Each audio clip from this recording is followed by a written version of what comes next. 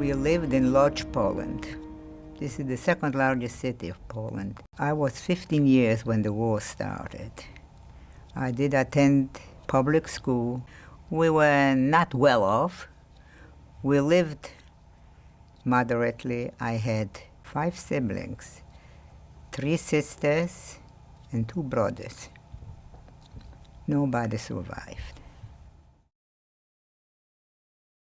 It was September 1st. We heard it starting the war. They came to Lodz on September 3rd after 2 days. They just walked through. The only opposition they had was in Warsaw, a little bit, but still didn't take more than 2 weeks to fall.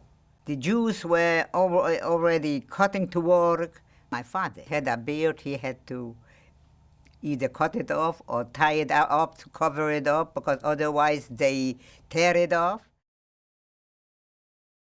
The ghetto started right away. First of all, they burned the synagogues. After 6 weeks being in the country, they burned the synagogue. We lived across the street, a big, nice synagogue. They burned it during the night. It was frightening to see the fire. They tried to protect the houses next, but they didn't protect the shul. Beautiful synagogue. 2 days later, they burned another big synagogue. This was the beginning. Life in ghetto was cramped. It was cold. We did not have no coal to heat the houses. It was hard work. There was hunger. We got a limited amount of food. We got a quarter of a bread for a whole week. You can imagine one was hungry when you get the bread, so you start to cut it. You cut one side, you cut the other. It lasted 3 days, and the rest we didn't have anything. People died from hunger. So did my father. My father died in 1941 from hunger. 1944, they liquidated the ghetto. They told us they transferring us to another ghetto, that here will be bad, that will be war. They wanted people to go for free will, but not everybody did, so they started to catch people. One time I was in a line to get bread, and I knew the guy, so he said, wait a little bit, and I'll give you a bread. In the meantime, the Germans came, and we had to run away. I ran to the cemetery. We were afraid. We just didn't know where to run. When I came back, we just couldn't take it any longer. They said they sent us to another ghetto. They gave us a bread. They told us to take some things with us, and we did. But we came to Auschwitz. We didn't even know what Auschwitz was. But when we on the road, I said, I think we're going to South Poland. So we came in the middle of the night. It was so frightening when we did get out of the train.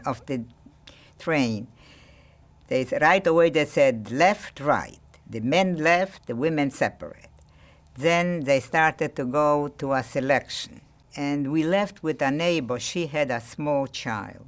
So they sent my mother together with her, but those with the children, they said right away to the crematorium. And I begged them to, I said, this is my mother, and I begged them to, and he looked at me, they just took and dragged me away. And this was my ticket to live. I begged them, and I cried, and I told them I was older than I was, but it still was young. And they just took me to the other side. And this is the last time I saw my mother. We didn't know what to think. We didn't know what was happening. We were crying. Then they started to lead us to a block, undressed, shaved, the head, everywhere, and then send us to a bath. This was a bath. This wasn't a crematory. This was a bath. Once a day, they took us to the restroom. It was halls, once a day. They put us in line, 5 people. They gave 1 soup for 5 people. Each one got a little sip of it. When it came to the last one, there was nothing left. I was there 3 days in Auschwitz. After 3 days, they did send us to transport to a camp, a working camp. We stayed overnight. Daytime was very hot, so it was August. The nights were very cold. In Poland, the climate was like this. The nights were cooler. It was very cold. We lay down 15 people, so the watchman was sitting on top. He wanted to have fun, so he threw down a blanket to people, and 15 people kept on pulling on one blanket. They had fun with it. The next day, a train came, and they put us again on a train. We didn't know where we were going, and they sent us away. We went to a camp in Christianstadt. This was in Germany. Christianstadt was a camp where there already were 1,000 girls, 500 from Czechoslovakia, 500 from Hungary, and here came 500 from Poland. After a few weeks, not 2-3 weeks, they sent 20 people to a different camp, and I was with them on the list. This again was my luck. The Germans didn't know who is coming. One afternoon, it was quiet. They found out that the Russians are coming. They did run away, and the city was quiet. Only we, the prisoners, were roaming around, and we were waiting. And then the Russians came. We were so excited. We couldn't believe that we were liberated. We could not believe that we outlived them. What do you think kept you alive? I don't know. I don't know. When you look back on it, what do you want people to know about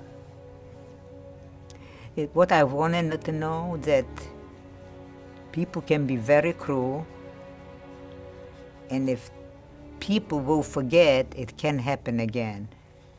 Germany was a very cultural country.